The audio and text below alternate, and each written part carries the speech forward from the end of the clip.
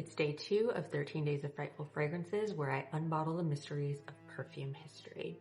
When you think of Dracula, this image is the one that probably comes up in your mind's eye. This was Hungarian actor Bela Lugosi. Literally born next to Transylvania on October 20th in 1882, Bela Lugosi was already an established actor for Hungary's Royal Theatre before he had to flee to America due to his activism for socialist causes. And let's take a moment to admire young Bela Lugosi. Okay, comrade.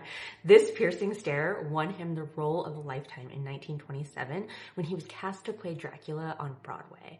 But despite critical acclaim, when it came time to cast the film, Hollywood didn't want him. They wanted someone more famous to don the cape. The enigmatic Count on stage in Los Angeles when the film was being cast, and Hollywood history was made.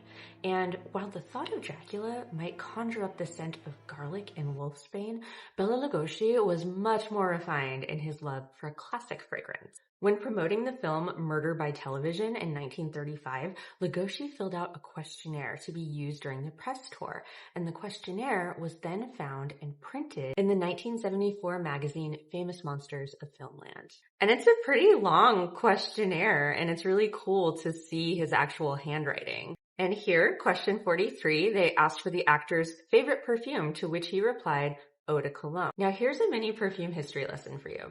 Advertising and marketing are what tells us that cologne is a fragrance for a man and perfume is fragrance for women. But cologne and perfume just refer to the concentration of fragrance oils. Eau de cologne was first created by Giovanni Maria Farina, an Italian immigrant to Germany in 1709. The original, and most of the ones that came out in the next centuries, were largely citrus-based with a concentration of 5%. So it was a very light scent.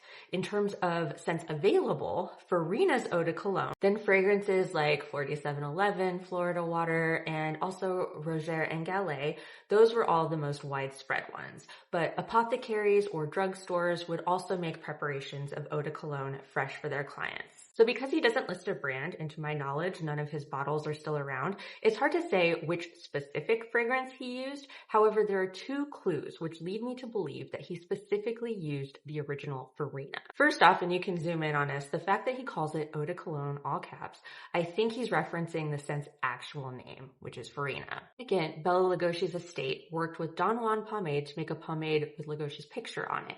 And in the marketing materials, it says the scent is based on the 18th century eau de cologne that he wore. Again, that would be Farina. Farina eau de cologne, which is still made by the way, has notes of orange, rose, bergamot, sandalwood, basil, and lemon, and it was also a favorite of both Napoleon and Queen Victoria. Of course, now there are many perfumes based on Dracula, as well as his knockoff, Nosferatu.